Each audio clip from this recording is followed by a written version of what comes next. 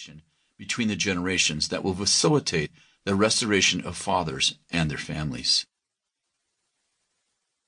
Chapter 1. Where it all began. Lewiston is a tiny town of 900 people nestled in the Trinity Alps of California. A single subdivision is home to about 750 of those residents.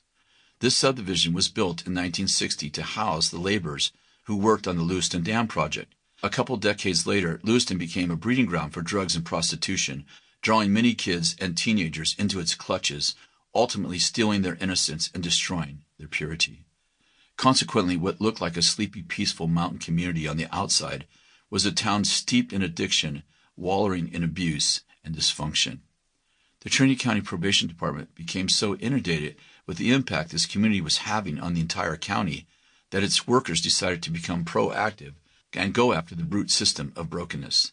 They discovered in their analysis that all the juveniles on probation in Trinity County came from shattered families. Furthermore, a high percentage of the juveniles in Lewiston had violated their probation. Based on their findings, the probation department decided to make a decree that all of the parents of the kids who had violated probation would be required to take a parenting class twice a week for 3 months, or face their children going back to juvenile hall. This is where my story begins. Because I was a volunteer youth pastor for 9 years at Mount Chapel, I came to know Dick, the head of the probation department. I had stepped aside from the youth ministry role for about a year and was waiting for a new assignment from the Lord. Dick called me one winter day during this time in 1987. He said, "Kris, I'm requiring the parents of all the juvenile probation violators to take a 3-month parenting class.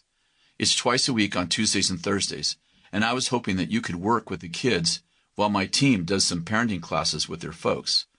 I'll get you access to the old gym in Lewiston, and maybe you could do some activities with the kids and then share a positive message with them a couple times a week. And Kris, I know you're a Christian, but I can't have you banging the kids with the Bible because I'm requiring them to come to your meeting. You know about the separation of church and state stuff, right, buddy?"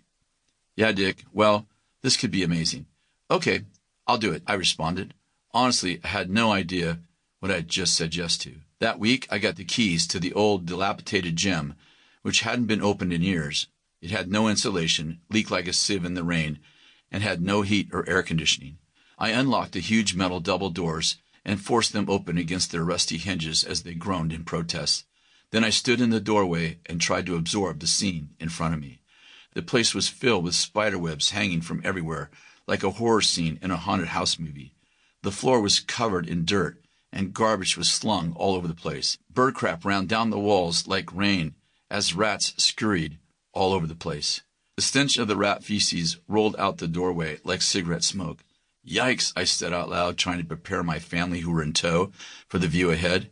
Kathy and the kids joined me in the doorway in complete silence. Frankly, I was afraid to ask them what they were thinking, or maybe it was just like I could read the sense of utter surprise on their faces. Whatever the case, we all grabbed brooms and went to work. We spent the next couple weeks cleaning out the gym and making it ready for its maiden voyage. Gym 1.0. Finally, the big day arrived. Kathy baked cookies and brought enough soda for 35 kids, the number we were told to expect. We loaded up our 3 kids, 13, 11, and 9 years old, and headed for the gym. The 30-minute ride over was unusually quiet. You could cut the anxiety in the car with a knife. Somehow, in spite of the dark cloud that settled on us, I had a vivid, fictitious story come to my mind on the way there about the value of virginity. We arrived at the gym, but there was no way to prepare for what we were about to experience. We got there 20 minutes early, yet there were already kids waiting to get in.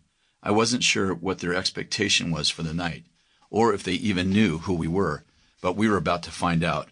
I greeted them with a "yo" that they ignored completely. I promptly unlocked the gym door, and they rushed in like a bunch of wild animals, pushing and shoving each other to get in first, nearly ripping the doors off their hinges. They passed me as if I were invisible, practically running over my kids and me. "Yikes," I gasped again.